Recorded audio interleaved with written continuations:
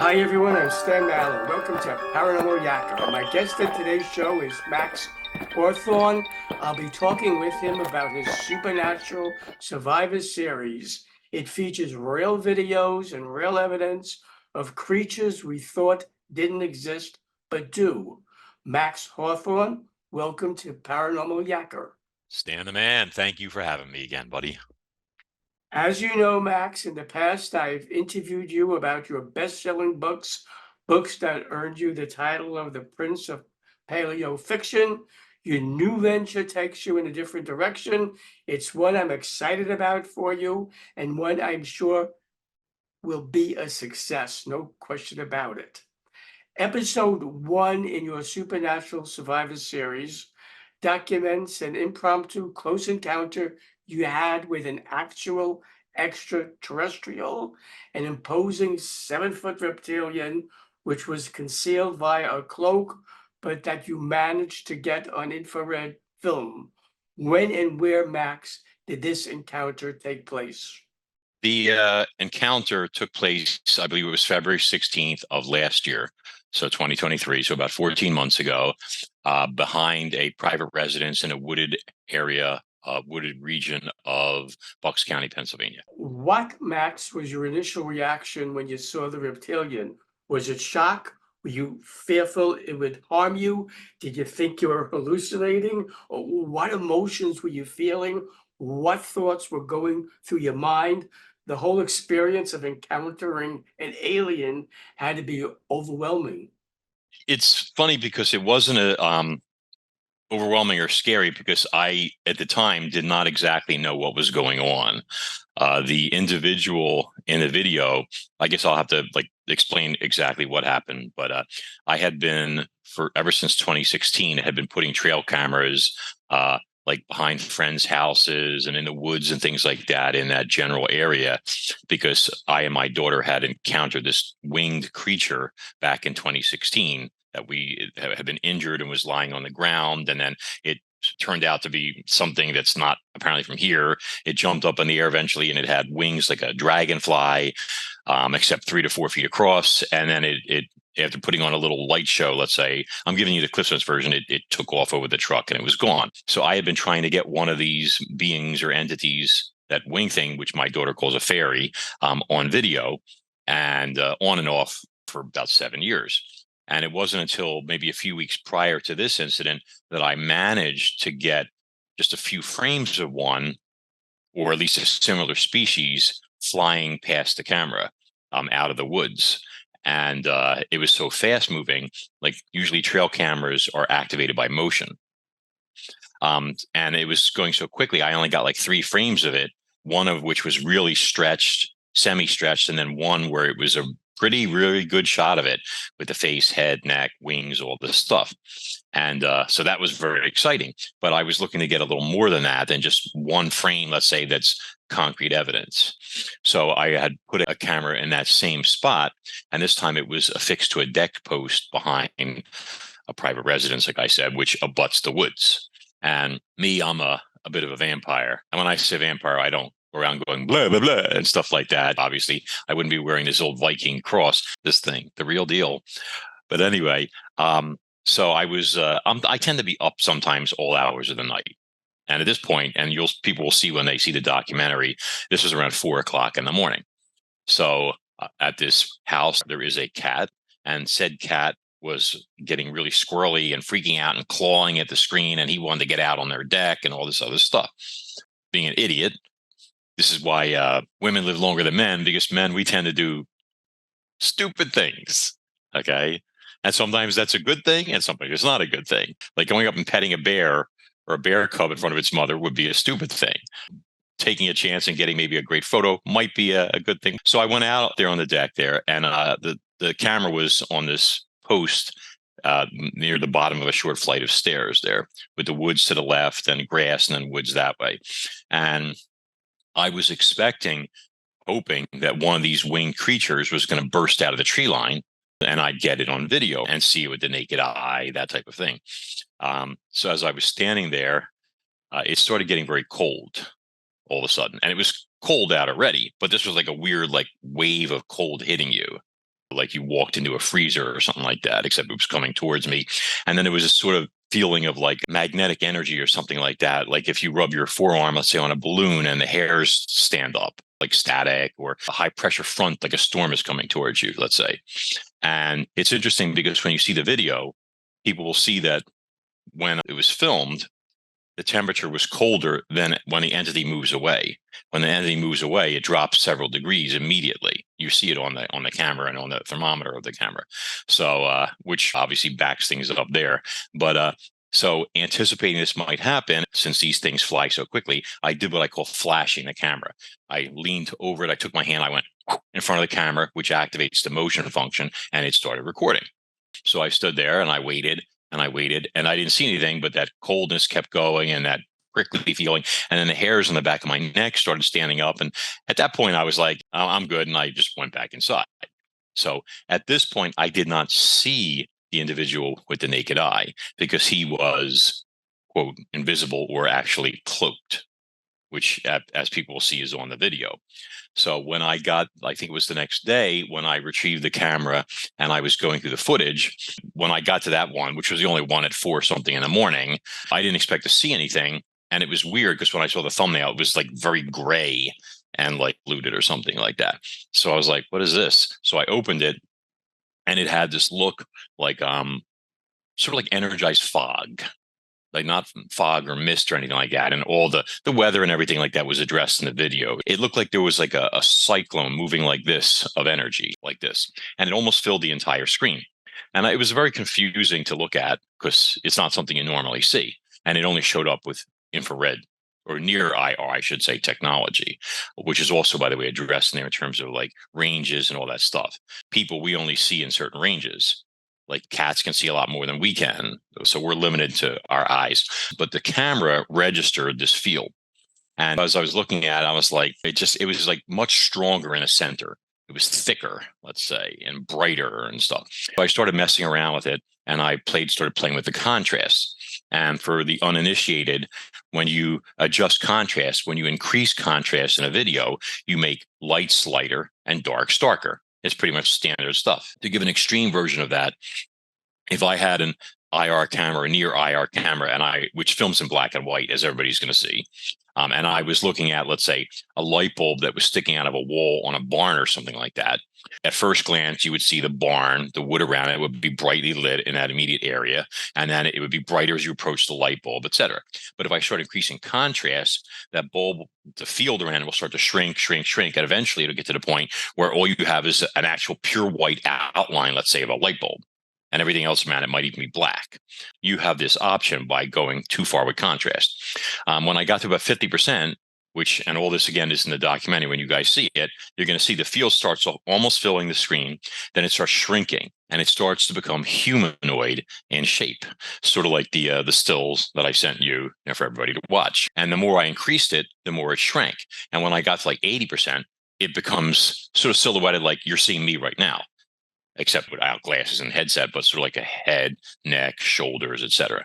I estimate the individual was only about 6 feet from where I was standing, which is a little disconcerting considering the fact that you're faced with a very large, very powerful, very technologically advanced being that you don't even know he's there. We see him in the video, but I didn't see him with the naked eye. Then as I started delving into it more and more, I started going through the footage, and there were key points there where like this cloak, and it's either like a cloak that provides shelter like invisibility, or it may actually be a portal as well. So it could be the cloak only, or it's a portal and cloak because it definitely shields them. I say possible portal because there's other stuff in that field that we'll talk about later. As I was tabbing through it, the field, this energy field, it seems to function like an X-ray or an MRI or CAT scan or something like that. I think that's how they turn invisible. So, for example, if I put my arm on an X-ray and got an X-ray of my arm, the flesh would pretty much disappear, or you might see a faint outline of it. And then you see these bright bones. If you increase the X-ray dosage, that flesh will disappear entirely and you'll just see bone. And if you go too far, it'll just get a black film with no bone showing, which of course that dosage would probably be very, very bad for the person whose arm was on there. So it sort of functions like that.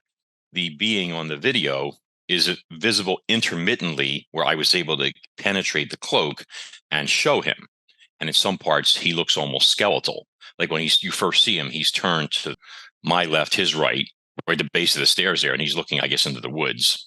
It almost looks like a skull, and the skull is almost like a mountain gorilla skull. It doesn't have like a really long snout, and he is reptilian, by the way. So the reason I'm saying that, it's kind of a shorter, like almost muzzle, very robust, let's say. And then he turns towards the camera, and then you see that he has a little more meat on the bones, but you can see the orbits and things like that, and the cheekbones and such. And his eyes pop at this point, like his expression is like this type of thing. And then it turns into what I call the grimace shot, where he sort of leans back, and at this point he has like the most tissue on there, like everything's there except the epidermis, let's say.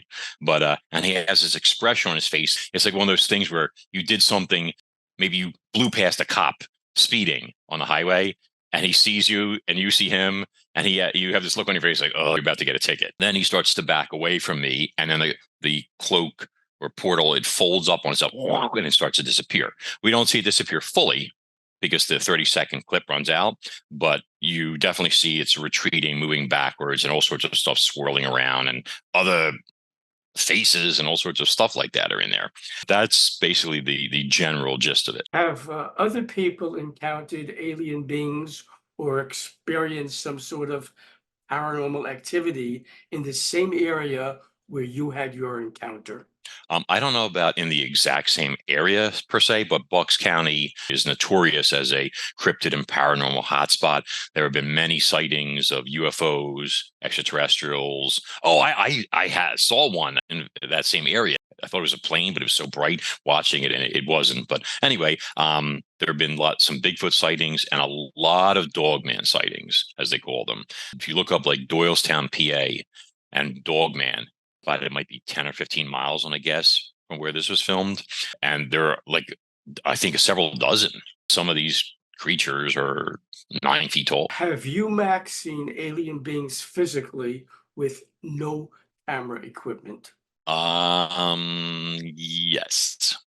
One of these guys, I think they got, like, there was this whole feeling out process after this happened. I don't think they were, in the beginning, they were very pleased with me having this footage. But at the same time, these are intelligent, emotional beings. And I want to point that out. The footage bears that out because you see his expressions. So you see he's not some mindless monster. He is an intelligent, sensitive creature with emotions like shock, and then like facepalm, whatever you want to call it, etc. And at the same time, they obviously have a code of conduct, because if he wanted to get his hands on the camera and or me, he had the perfect opportunity, and we wouldn't be having this conversation then. My point is that there was this process over the next few weeks where I started working on that video and stuff. And I don't think like he and his higher ups, and I'm sure there were higher ups, I believe he was an observer. And I think he was observing me possibly even, because the multiple times I've gotten them on footage, I've been in places where I've been. So they seem to, for some reason, have been interested. I think they were trying to intimidate or scare me into like discontinuing my quest for knowledge, let's say, seeking knowledge, that type of thing. So there was, like I said, there was a few incidents where things were done, I think, to try and intimidate or scare me, one of which is rather amusing. And it wasn't this particular individual, but another one where I was lying in bed, and they know where I live now. That's for sure. I was lying on like my right side, and I was like just starting to nod off, and something had come into the room and it roared in my left ear. And when I say roared, it almost sounded like a lion. It was very loud. I'm a crabby sleeper. I don't get any sleep. So what little I get, if you're interrupting it, it doesn't go over well. Eventually, though, when they realized I was not going to stop, I think they also saw the footage, and you see it. It's done very scientifically. There's no desire to sensationalize it or spread fear, to try to feed off fear or anything like that. The being in this footage is not a monster.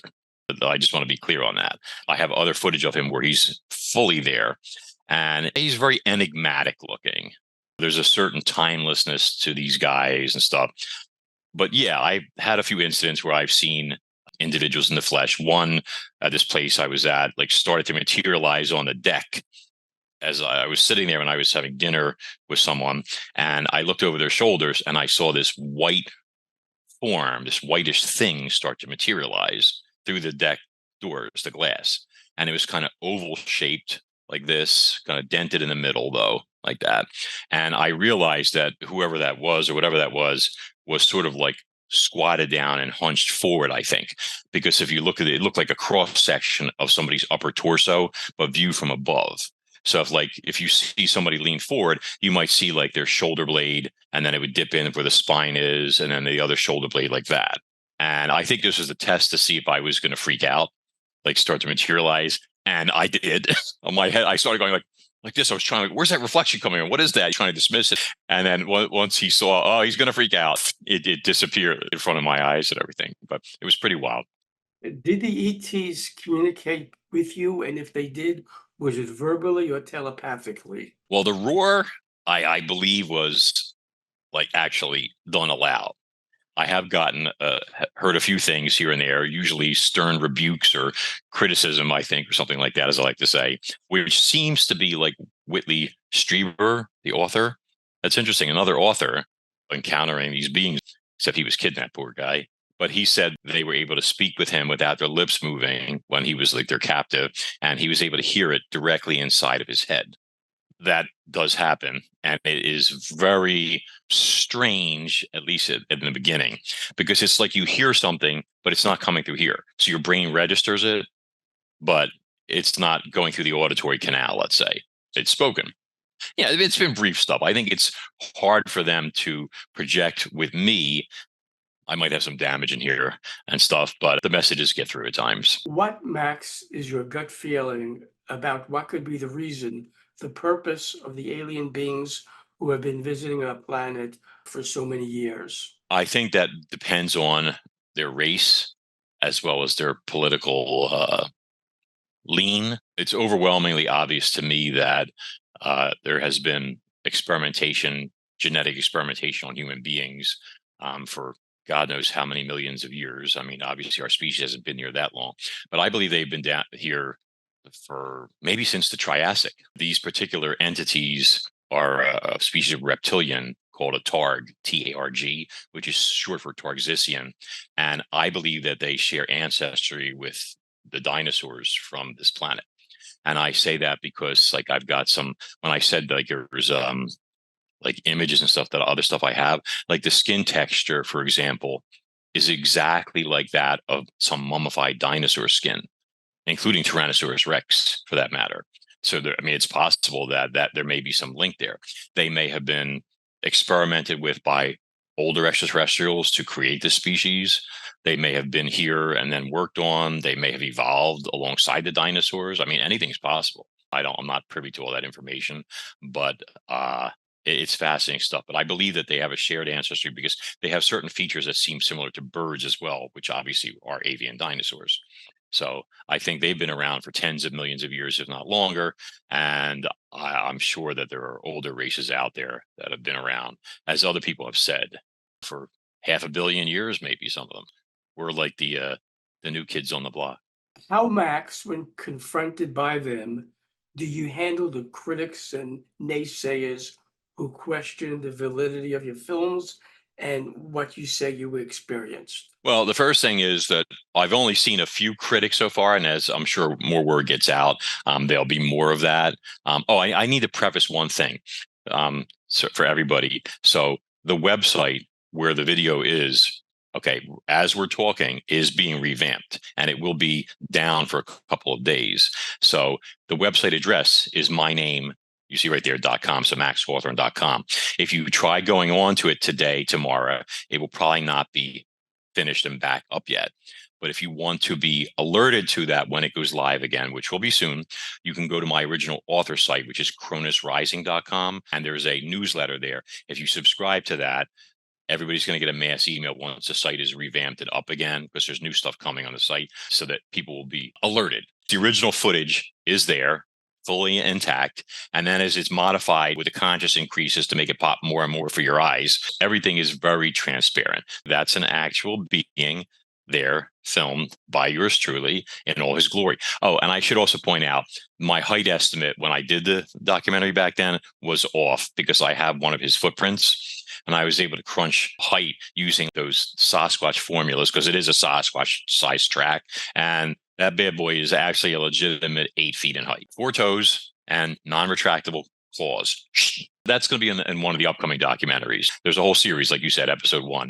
In addition to what you captured on film, Max, have you found other evidence that supports the existence of alien beings? I have, for some reason, they seem to have a liking to me, and I go different places. And if I take a thermal camera with me in certain areas, or somebody tells me, like, hey, can you come by the house? Something weird happened here, a door opened by itself, or something like that, I'll get a lot of stuff on thermal images or infrared and stuff like that. I'm releasing on my Facebook page, which is Monsters and Marine Mysteries. Like every week, I do what I call now a Thermal Thursday, where I put 1 or 2 of these images out for everybody to see. Obviously, it's on the house, and you can go on there and you can see for yourself and decide, what am I looking at? I've gotten images of grays. I've gotten images of the Mothman, who is actually real. I never believed it. I've got footage of a quote phantom cat, which is a very interesting creature in and of itself. I wouldn't say it's entirely a cat, but everybody will see that. In fact, that's the next video that's coming up, episode 2, is that cat. There's a lot out there, and I believe that they want to start making their presence known. Hence, you see all the stuff from the government talking about UFOs, stuff like that. I think humanity needs to receive this stuff in small doses so that it doesn't create a mass panic, so that it's not overwhelming. Nobody wants to spread fear or anything like that. Out of curiosity, Max, I was wondering if you believe we have parallel universes that sometimes intersect, and as a result, things get through. It would not surprise me. In fact, I mean, I don't have evidence to back that up, at least not yet. With these portals, when you're watching the video, you can do it in slow motion, adjusting your speed. You can click through a frame at a time, even a few frames at a time, etc. And I would do this with the higher ranges, like the 80% one.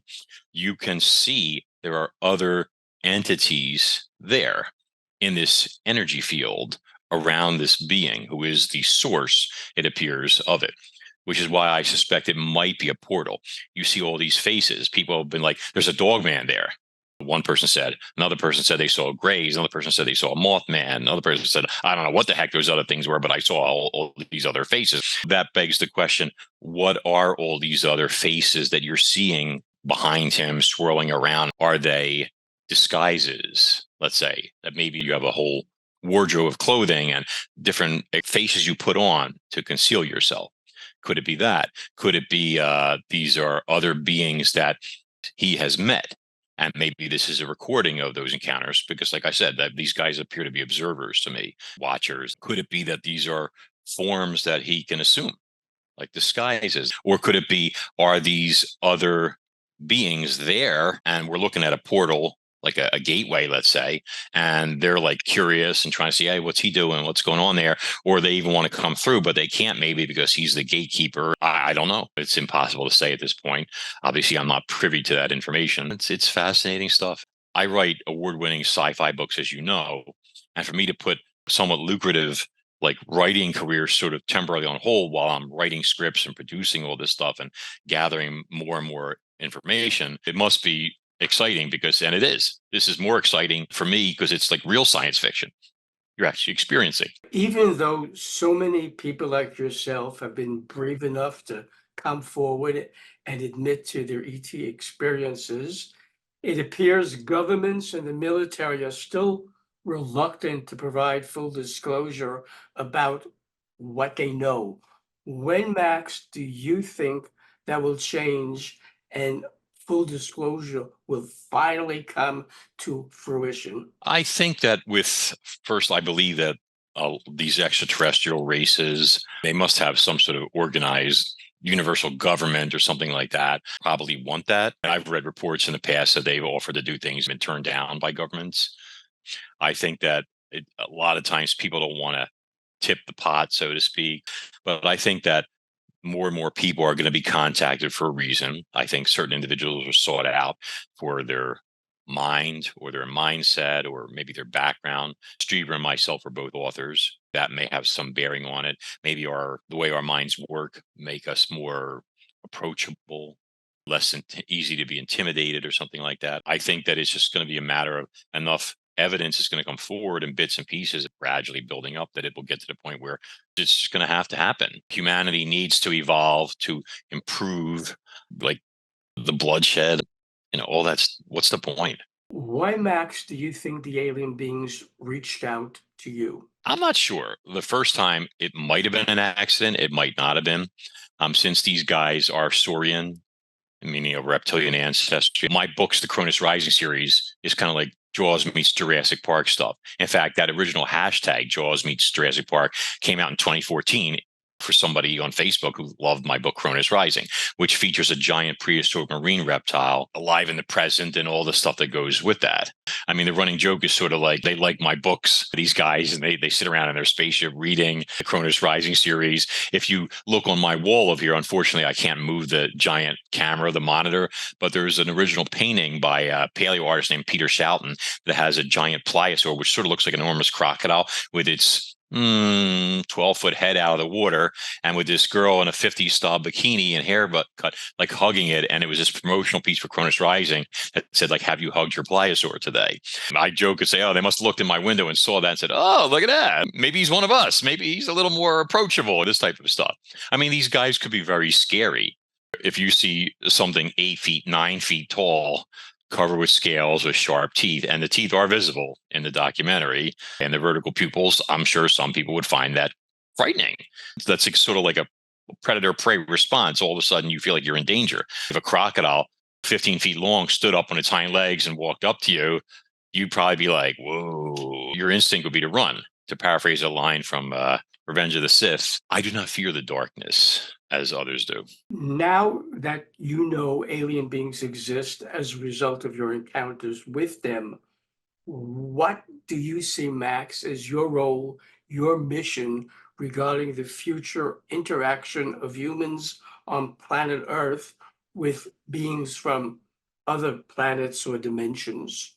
I don't know if I've pictured a role for myself. I'm an observer at this point, and I'm just investigating. And I've been blessed to be very lucky to have come across a lot of fascinating footage and images and pictures and stuff of that nature. My role, to me, that I've sort of self-assigned to myself, is I'm just producing documentaries. The stuff I have is 100% real. You can see it, you can believe it, you can dismiss it, whatever you want to do, but it's still there. And it's not something that you can just say, like somebody was like, oh, it was probably lens glare. And I'm like, well, my lens glare has like a conical shaped head, a heavy brow ridge with tubercles on it there, 2 eyes, vertical pupils, a mouth, sharp teeth, heavy cheekbones, a heavy jaw, and scales on the throat like a crocodile. That's a pretty organized bit of lens glare. I've never seen one that's symmetrical before. Should viewers of Paranormal Yakker want to learn about and subscribe to your Supernatural Survivor series, how, Max, can they do that? Absolutely. If this is something you're interested in, and this is, like I said, a rare opportunity where you're going to get the real stuff, you would go to maxhawthorne.com. It's called Max Hawthorne Supernatural Survivor is what it says on the site. And you will see on there options. And each time a new episode comes out, obviously, if you're on the mailing list, you'll be notified, et cetera. But as I mentioned, the site is being revamped at the moment. So you should first go to my author site, which is cronusrising.com, KRONOSRISING.com. And on there, just subscribe to the newsletter, because the newsletters are combined. You'll be on the mailing list and you'll be immediately notified once the site goes up again. You can go on there. I do recommend subscribing. First, it gives you unlimited access, so you can watch over and over again, slow, fast, whatever. You'll have unlimited access to all the videos as they come out. And there's going to be a lot of them. It's going to be an ongoing adventure. Max Hawthorne, I thank you for being my guest on Paranormal Yakker. It's been great yakking with you. Much success on your new venture. Thank you so much, Stan. It is always a pleasure. Very happy to be here as ever. Hi, everyone. This is Stan Mallow, the Paranormal Yakker. I hope you enjoyed the interview you just watched. So that you don't miss any upcoming shows, be sure to subscribe to my free YouTube channel. To do that, just press the subscribe button on your screen.